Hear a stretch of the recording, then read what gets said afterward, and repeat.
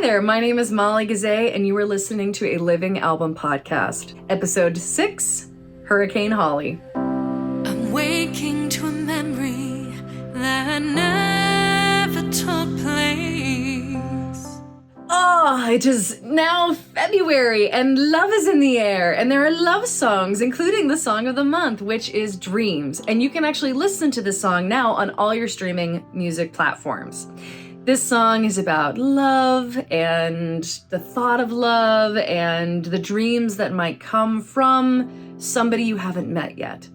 And I'm going to be talking about this song and spring with Hurricane Holly. Hurricane Holly's song is called Spring, and I cannot tell you enough how much I loved this song. It's like such a good mix with Dreams, and I'm like so excited about this episode. So, I'm going to say it again.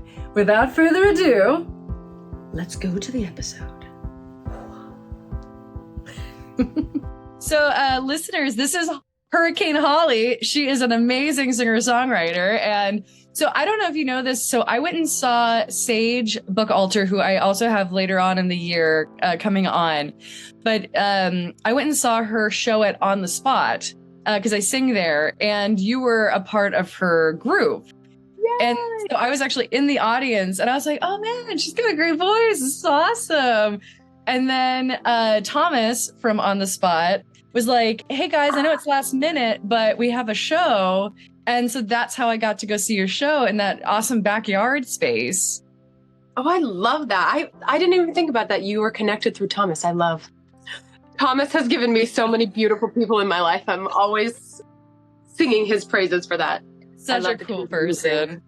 Yeah, no, he's great. And like On the Spot is so cool too. And like that, so that backyard, so like you guys didn't live there, right? Like this amazing backyard where you guys got to perform outside and no one gave a shit about the music being too loud. Like it really, right in the beginning of 2021, they started doing these little benefit concerts for Thomas's theater company, Permafrost.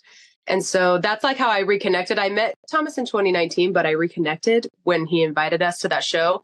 And the first time we were back there was honestly one of those times in life that like brought my soul back to life, because it was one of the first live music events we got to do outside after nobody had seen live music, and like everybody was crying and we were all just like, we forgot how nice it feels to be live with each other creating music. And so that it's such a gift. That backyard was just our friend Joni and Eric gave us that backyard so many times to be able to do what we do and not have to pay the venue money.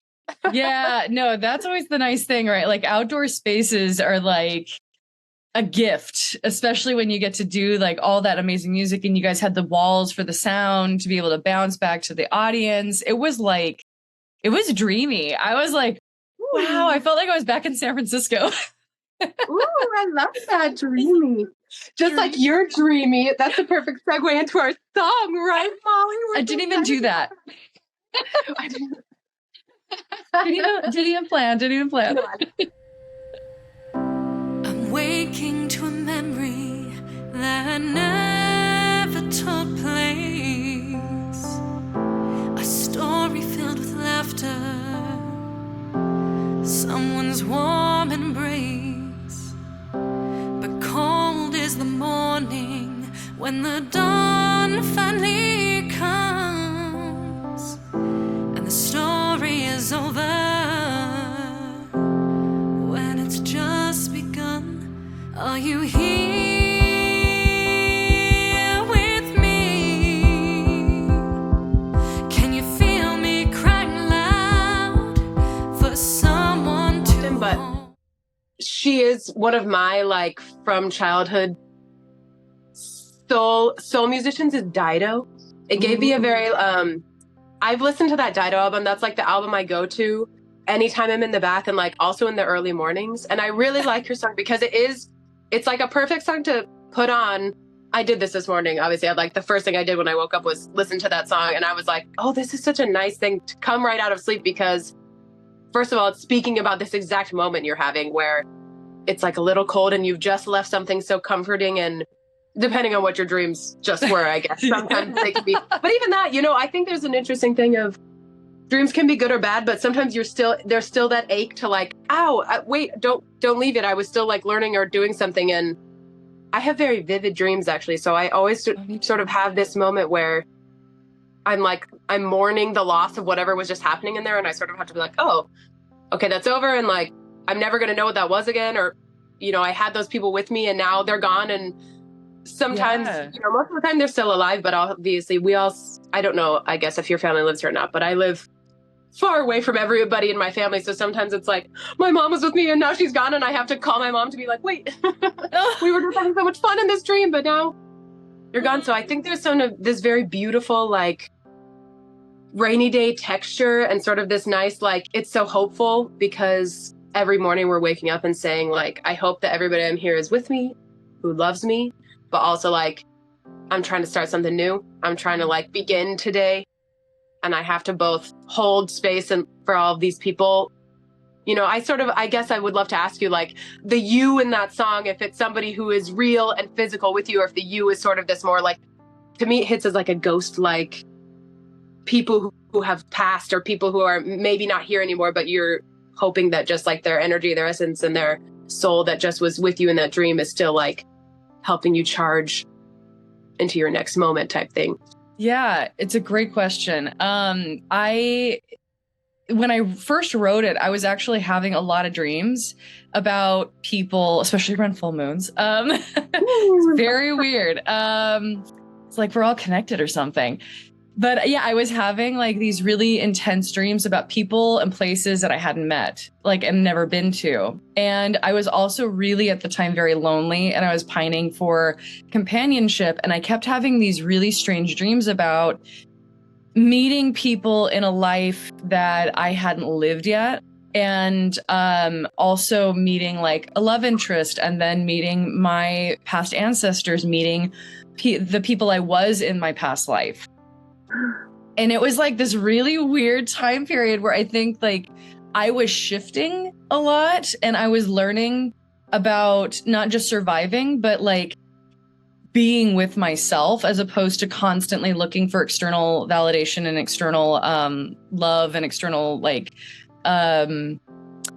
how do I say it? Like external stimuli, and then actually looking inward. And then I had been gifted this old Casio piano. I didn't have a sustain pedal, didn't know what that was. And so I was like in this tiny, tiny room in San Francisco. And I just went over to the piano that morning and I just wrote the entire song like right then and there. And yeah, that was how the song came about.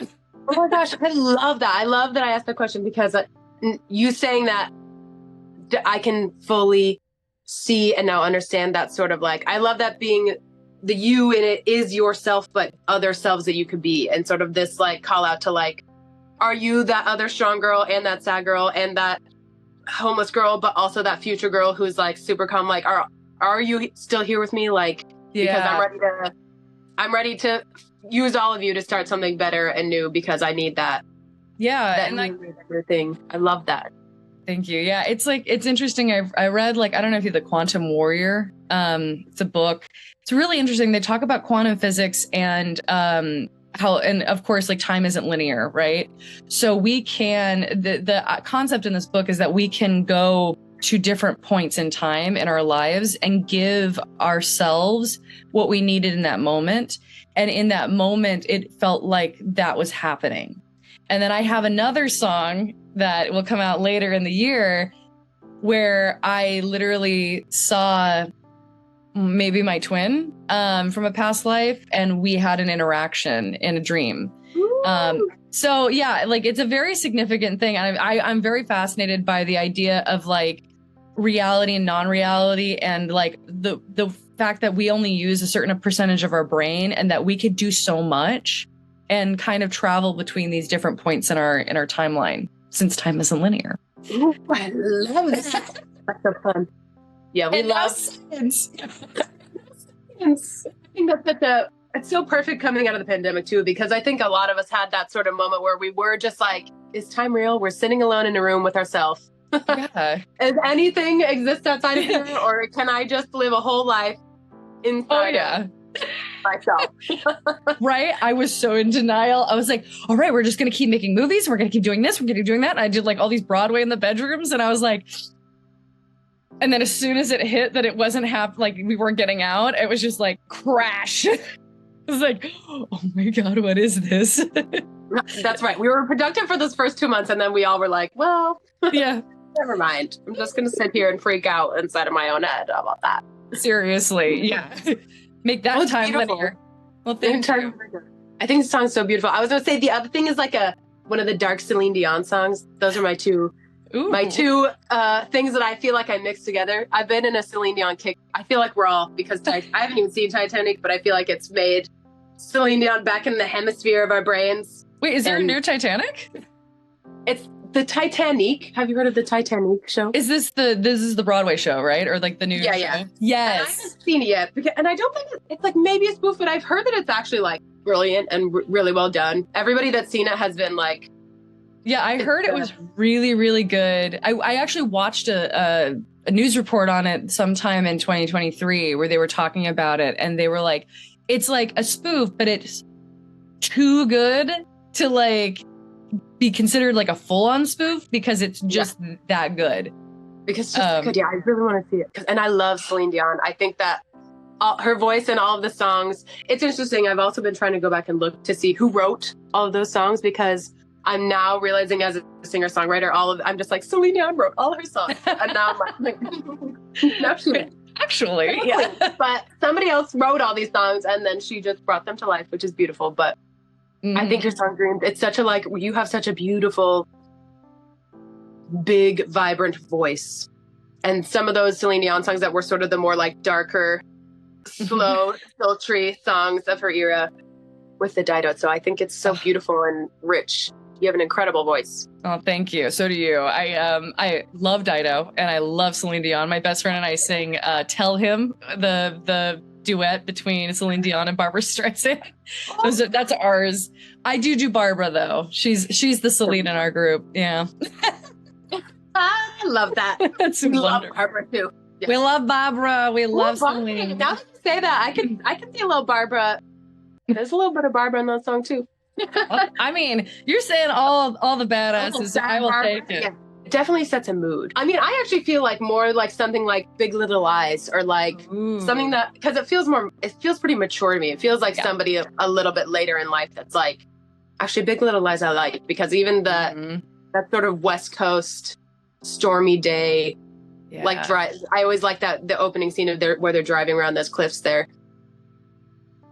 And like little fires everywhere, like something that's sort of like the reckoning within yourself of being a woman who has already had a life, but is now like, okay, I need to move on and start something new.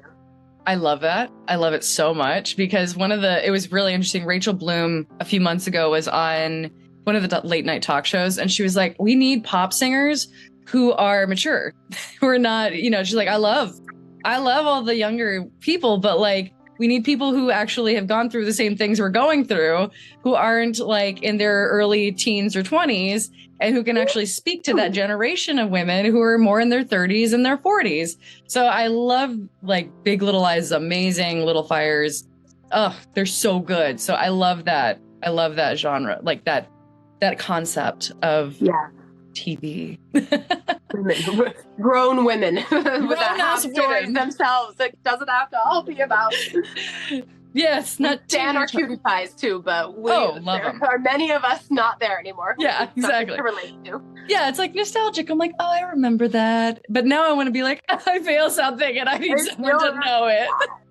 Yeah, I mean, it's definitely made for music video, I think, especially because there's sort of this build in it too.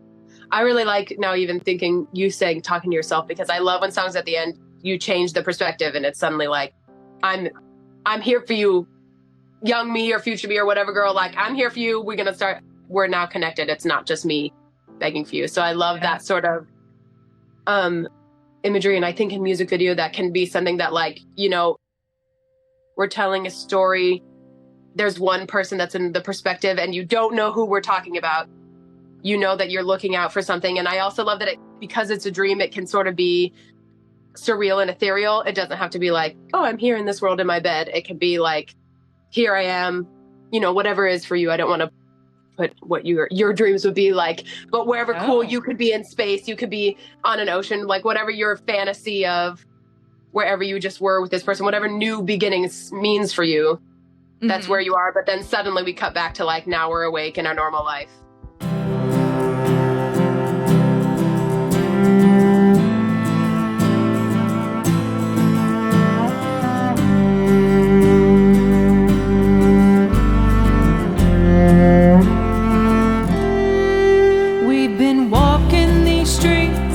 Faceless zombies next to ghosts of the innocent, haunted and whispering, nothing quite feels like it should be.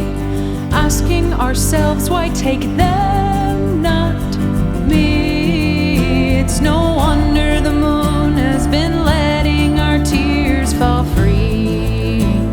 So I listened, drum roll, because you don't know what I listened to. Ring. I thought it was such a great pairing with Dreams because of the context. They're very similar in like this idea of like the abstract of human existence. But yours, God, man, when I say like, I'm so glad we're not listening to it right now because it made me cry so hard, so many times. And I had to listen to it over and over and over again so that I get myself numb so I could talk about it. Oh, dude. I was like, oh, this is like... Thank you. Oh, it's beautiful. It is. Yes, it is one of these moments, which for those who can't see because they're listening to this, it's like a oh my God, fingers on the palm, like, don't cry. Oh, it's so beautiful. And your vocals are incredible and like really have this like early 2000s nostalgia to them. And like a little bit of like 90s grunge. Loved it. And the playlist I could see you on and the three people that you kind of really embodied in a lot of your music, because I listened to a lot of it, was Natalie Imbruglia, Atlantis Morissette, and Cranberries. I never got Cranberries before. I love that. I could totally hear Cranberries and a little bit of Patty Griffin. I don't know if you know who Patty Griffin is. Yeah. But I love like that folkiness that like comes out and like, especially I think in spring. Just, I don't know. It was just something about it that just made me think of her in particular and Atlantis and Cranberries. Just loved it. And yeah, and like if I was going to give you an elevator pitch, I would say like a melancholy journey through the psyche of the destructive nature of mankind, combined with the love of nature and how it can heal us all. Ooh, that's you can get that. Horrible. Oh no. I was like, how does this make me feel in like a more like non-emotional way? This is it. So that would be like, if anyone's wanting to listen to Spring, go listen to it for that. Know that you're going to cry. It's an incredible song. And like, so I have like so many questions to ask you about it, but one of my favorite things was your lyrics. I'm a huge lyric person. And I love how like I think it's your second verse where you say like, we're at war with our friends, at war with ourselves. We keep locking the innocent in cages and cells, which always made me cry, because it's never quite been how it should be, asking ourselves, why take them, not me? And I really wanted to know what the significance behind this for you was, because like for me, when I'm like hearing we are at war with our friends and at war with ourselves, it's like, oh my God, like the projection of personal pain is so real, even to the people that we're so close to. That really like internally hit me very deeply. And then of course, with everything happening politically in the world with like the innocent in cages and cells, and then this global idea of, cause it's never quite been how it should be, which is just devastatingly true and accurate and so emotionally empathic, asking ourselves, why take them, not me? So I just wanted to hear your thoughts on this because I feel like it's so important for people to hear. Yeah. I wrote that song the first spring 2021 coming out of 2020. And so I know I do really love the lyrics in the song are very personal. It was one of those times where I was walking through my neighborhood. I live in a pretty beautiful nature neighborhood, which is very lucky in New York. Yeah. And I had COVID March 2020. So I couldn't smell anything for the whole spring of that first thing. I couldn't smell any flowers that were coming out. And so this next first thing was the first time that I was like, I can smell the flowers again. Like it, even just that beautiful moment. And so this day on this walk, it just sort of like everything that's happening came out and hit me. And I think a big part of it is how many of us, all of these big things were happening and it felt so new right now. It felt like, oh, right now we're walking around and like, none of this feels how it should be, as if it ever was okay. Yeah. But then sort of coming out of this next year, it's realizing like, oh, the problem is it's never been okay. Even before 2020, these things were already here. These issues have always been. This sort of shock that we all stopped and got to like, look at it. All of this, these hard things that no matter who you are, something was hard about it. And so many of us with our friends or our family, we just erupted into this sort of loss of connection if we were not on the same page. Mm-hmm. And I think a lot of that was the hardest for people who couldn't realize like, oh, the thing that I'm actually mad at is what's inside of me. The thing that is the grossest is I can point my finger at everybody for not being as, morally correct as possible. But I'm doing that because it's too scary to look inside and be like, oh no, maybe not. It was me. Maybe I was doing things, that were toxic too. Maybe I wasn't paying attention to my part in prolonging the suffering of other people. That's the hardest part for all of us. That's the thing we all need to do. But it's so hard. It's so terrifying to do that. So many people are not. And so that's sort of like, we're at war with each other, but we're mostly at war with ourselves. Mm-hmm. And so we keep doing all these messed up things because we're not able to reckon with that. And it also directly came out. I was doing a lot of protesting in 2020. And there's sort of that literal connection of like, so often we would sort of be, have these interactions where cops were there. And like, so often I would have so many people being like taken or hurt around me. And I was just nobody was attacking me. And it was like literally that thing of like, oh, I'm this safe white person in an environment where why are they taking them, not me? And then also COVID was just like killing all these people and having had COVID and just being like, oh, I survived this. But like, why am I getting to survive when so many people, it was sort of that like darker thing of like, who is getting to choose which life is more precious or not? And that's a hard thing to reckon with yourself also of like. Yeah, the survivor's guilt of it. Survivor's guilt of it, yeah. But then there's also this spring comes and like life is just here and the only thing we can do is be so thankful for the life that is existing around and inside of us and like move on and forgive ourselves, forgive each other, forgive the world and like on to the next because otherwise we're going to wallow in despair and never get to change anything. Yeah, no, I mean, it's, thank you for sharing all of that. It is like, I have a song called Trap Door where it's like this idea of like humanity recycling. We keep slipping through a trap door. And it reminded me a lot of that concept of like, we keep doing this and we're not learning. And it's like, when are we going to learn? Like when is that moment? And we're all guilty of it. Like every single solitary one of us on the planet. But I loved this because it is a really good reflection of what we went through. And really, like, frankly, let's be honest, like I still have social anxiety. Like we all haven't really healed from this time period, no matter who you were and what you were doing and how it affected you. Like it's still globally a big issue for a lot of people psychologically.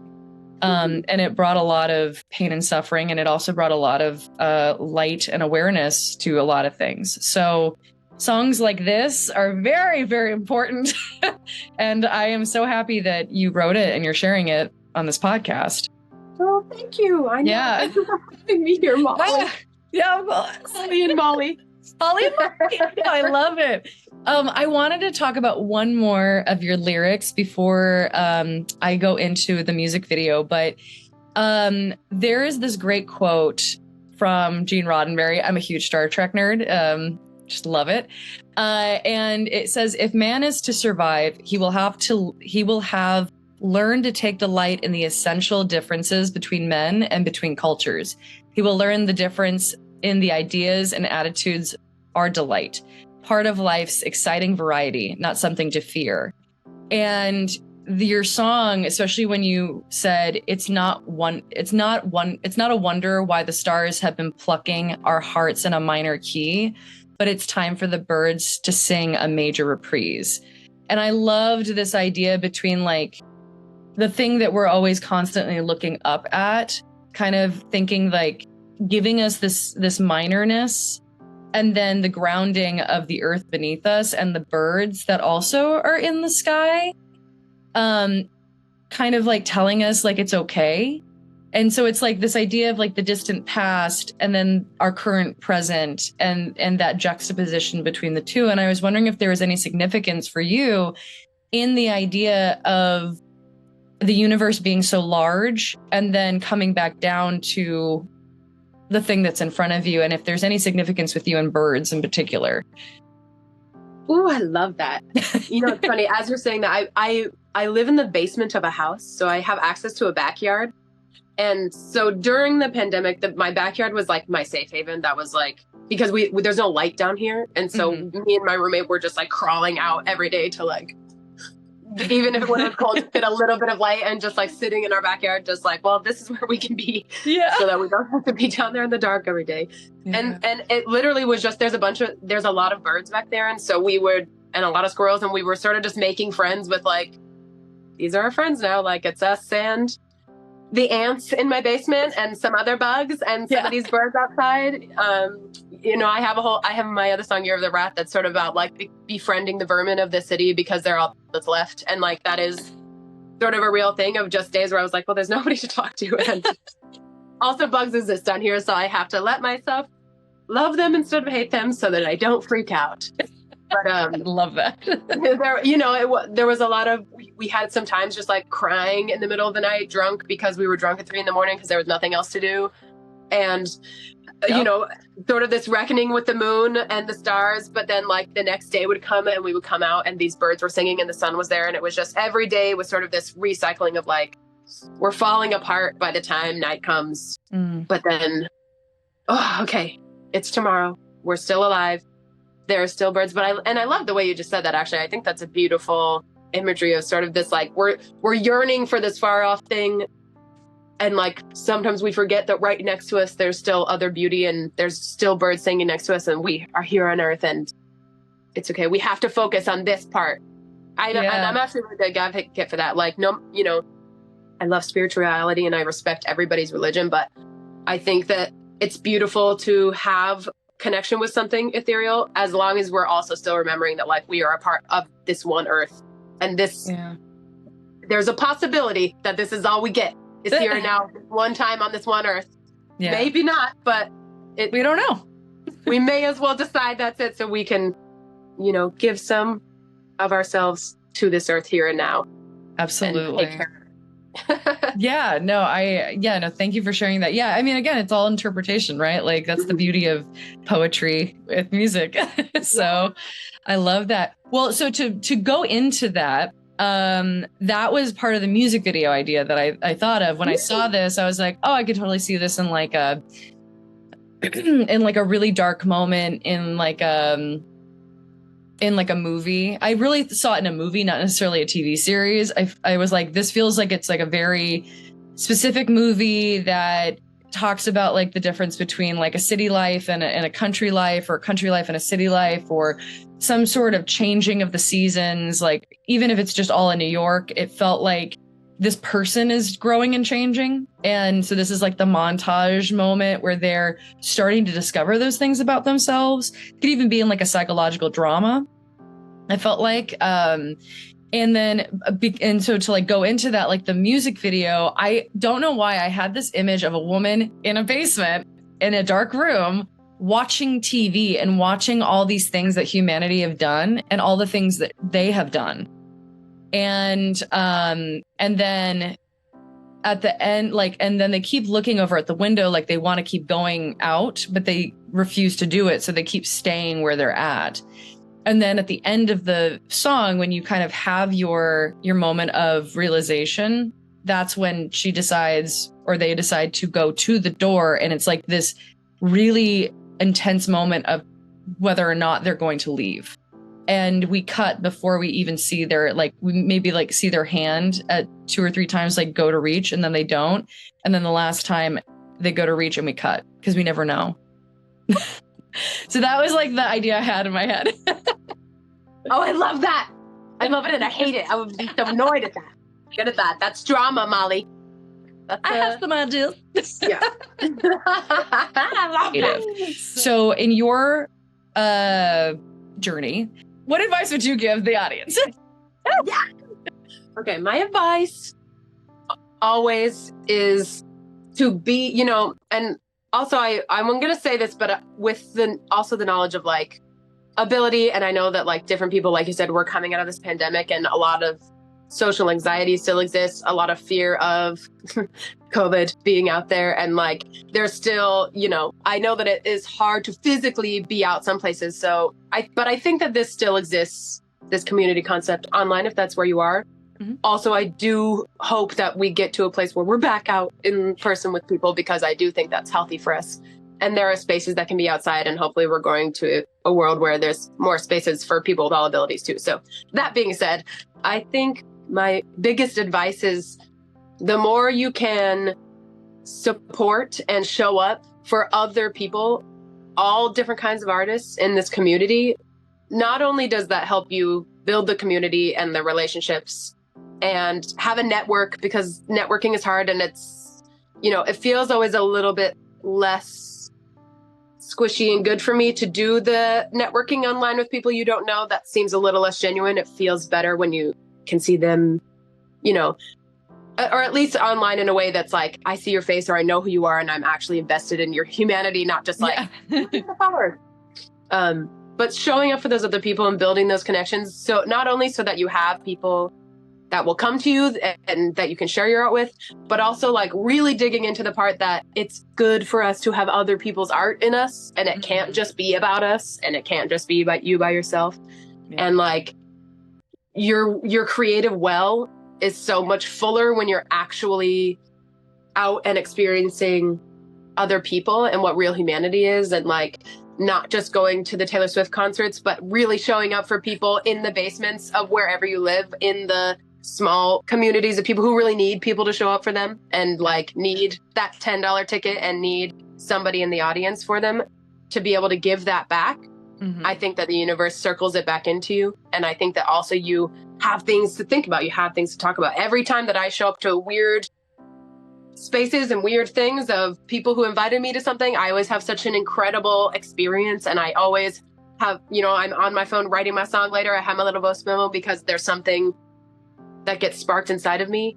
When I'm just usually sitting around by myself, I don't have that as much. You know, it's always, it builds that creativity. And that's just how you learn. That's how I've booked a lot of gigs. And most of the gigs that I book are just because I've shown up for other people and met people. And I've shown up for open mics and sang one song, or I've, you know, continued to support and share somebody else's thing. And then they're sort of like, oh, who's this Holly girl?